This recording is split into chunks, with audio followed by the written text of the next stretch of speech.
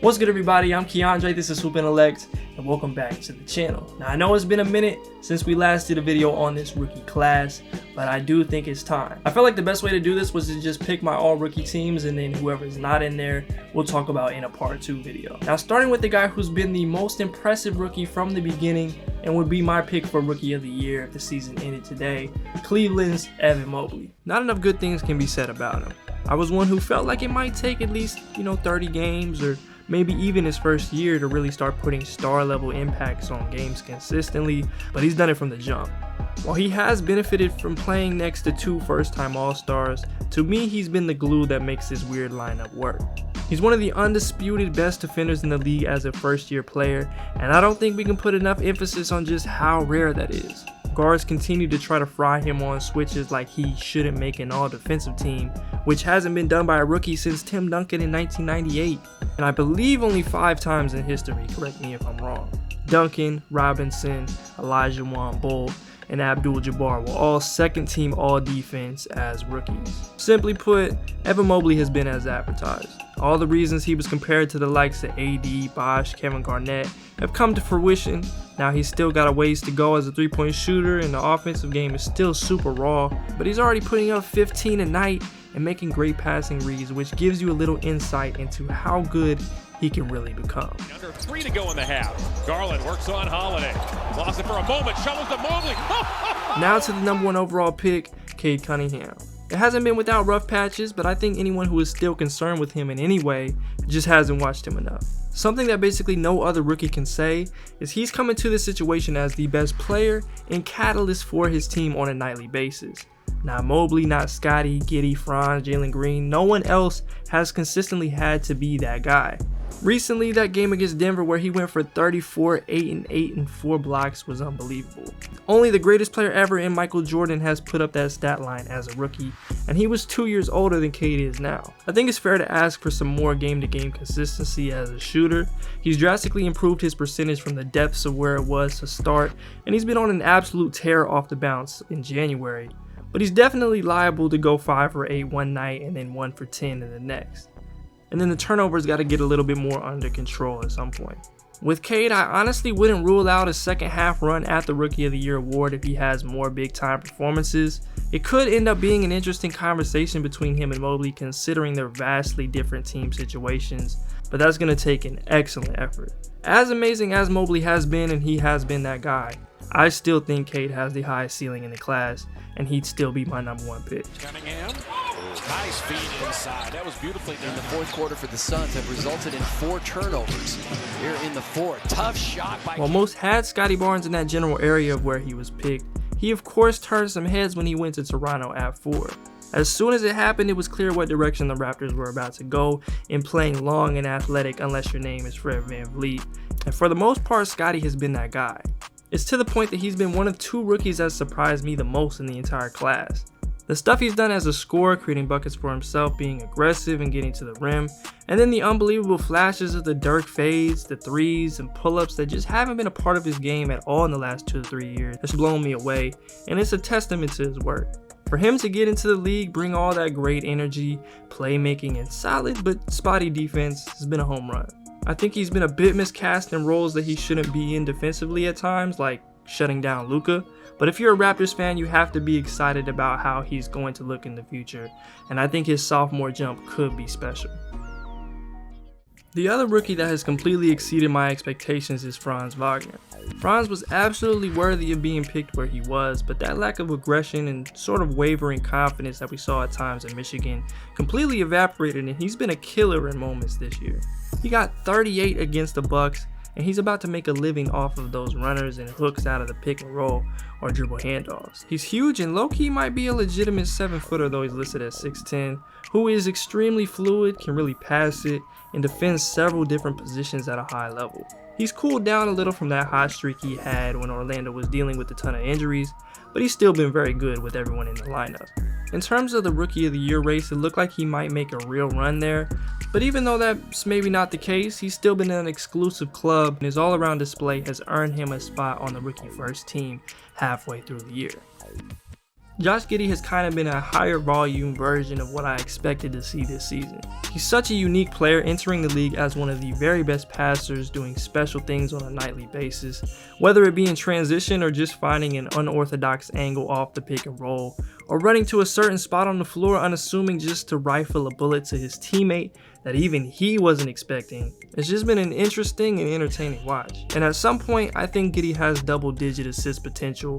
He's still got a lot of room to grow as a ball handler, three-point shooter, and defender, but it hasn't stopped him from making a contribution on a nightly basis. And his shooting mechanics have definitely made progress from 12 months ago, and that's all you can really ask for. I think long term it'll be interesting to see how the Shea and Giddy fit works if both of their games remain on similar paths in terms of strengths and weaknesses. But that's a conversation for another day. Giddy is well deserving of a first team spot halfway through, and with all the most competitive rookies being in the East, he's probably going to keep racking up the Rookie of the Month awards, and being the youngest to record a triple-double is a nice thing to have on the resume. Now that is my first team at this point in the year. We've got Evan Mobley, Cade Cunningham, Scottie Barnes, Franz Wagner, and Josh Giddy. Now on to the second team. Herb Jones, aka Not on Herb, aka Straight Jacket, might have been a job-saving selection for the New Orleans front office.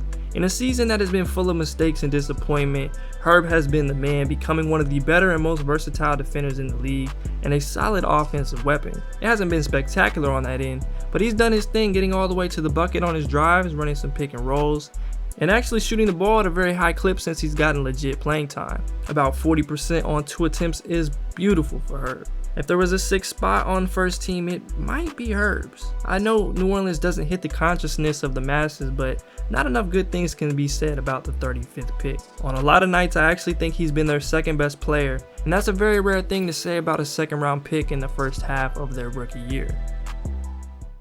Jaylen Suggs is yet another great example of not giving up on prospects through 20-ish games. There may be nothing in NBA conversations that annoys me more than people bashing rookies just for them to be exactly who we thought they'd be later on.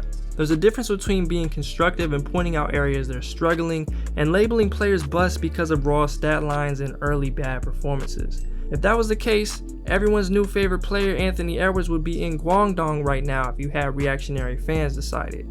Since returning from injury, Suggs has been at about 15, 6, and 6 on 46% from the field, attacking the basket with more regularity, and even booming it on the Bulls like Prime Russ, and just overall looking more comfortable than before.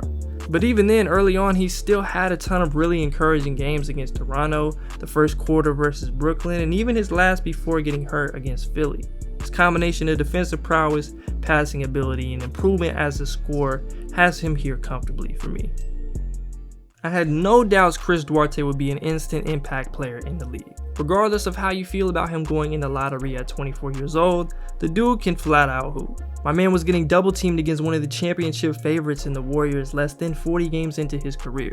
Whatever you're doing there is probably going to earn you an all-rookie selection and probably means you have a bright future. He's definitely cooled off from an otherworldly start to his career as a shooter, but when you look at what he's done in more of a featured role and the impact he has as a scorer, playmaker, and especially as an underratedly good and well-rounded defender, Duarte is a guy who I could still see sneaking into a first-team spot. And whether it's in Indiana or not, he's going to be on some really, really good teams in his career. That's just the type of player that he is. And the Pacers have the lead. Steal by Duarte. And taken by Duarte. Pounds it down. It's controversial in the moment because he's really been struggling lately, but I think Jalen Green has still been an all-rookie performer. Just like I was talking about with Suggs, we gotta stop giving up on players so early, especially ones that are scorers. I said ad nauseum that role in the NBA is the absolute hardest to earn and do at a high level, and for JG to still have the moments and stretches that he has, I think you gotta be satisfied 33 games into his career.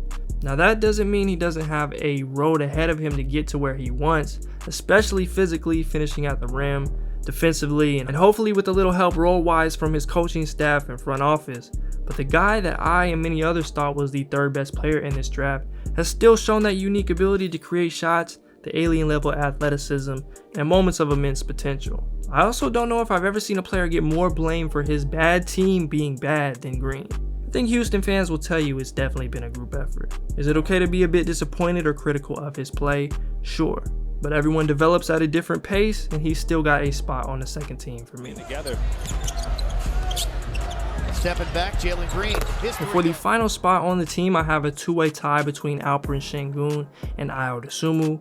We'll talk about them both because they've had vastly different seasons, but I wanted to get them both in this video. Starting with Ayo, he's come on strong as of late, and while his season stats might not be the most impressive, he's been spectacular over the last month or so, and it's been so necessary for Chicago. I will say that I think it'd be a bit of recency bias for him to be solidified on here right now, and part of his appeal comes with him having lower expectations and getting to play a defined role on a very good team. But I think if we're projecting towards the second half of the season, he's probably going to be a shoo-in as he's gaining steam. The thing I've come away most impressed by in his game is the way he shot the ball from three. That was a big question for him coming out of college, and he's at 43% right now on 2 attempts a game. He brings energy, effort, and versatility on defense. Just been really good on that end. And he's probably the unsung hero of this Bulls entire season, given the COVID and injuries that they've dealt with. And they got him with the 38th pick.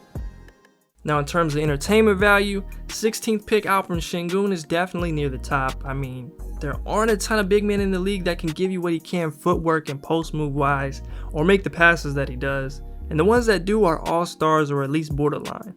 He's been in this place where he's not 100% ready for the NBA game in terms of conditioning.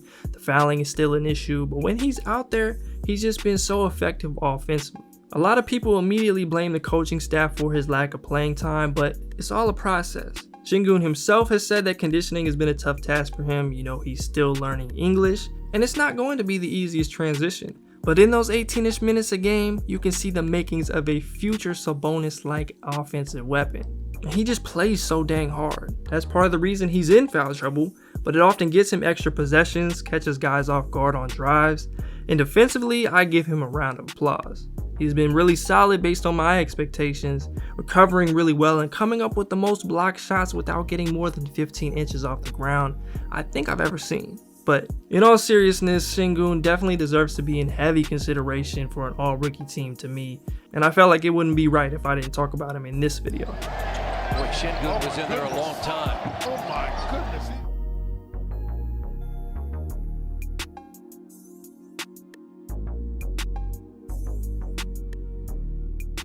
I appreciate you for watching this video. Be sure to go check out part 2. It should be coming out a few days after this one if it's not out already. Talking about guys like Jon Kuminga, Davion Mitchell, Tre Mann, you know, among many others. If you enjoyed this video, be sure to leave a like, subscribe if you are new, and comment down below some of your thoughts on the all-rookie teams and this whole rookie class in general. I'm Keandre, this is Hoopin' Elect, and I'm out. Life ain't sweet, Saturday through Monday, but in the summertime, you my watermelon Sunday. Gotta beat the heat, even though I wanna play, but you keep me cool, you my watermelon Sunday.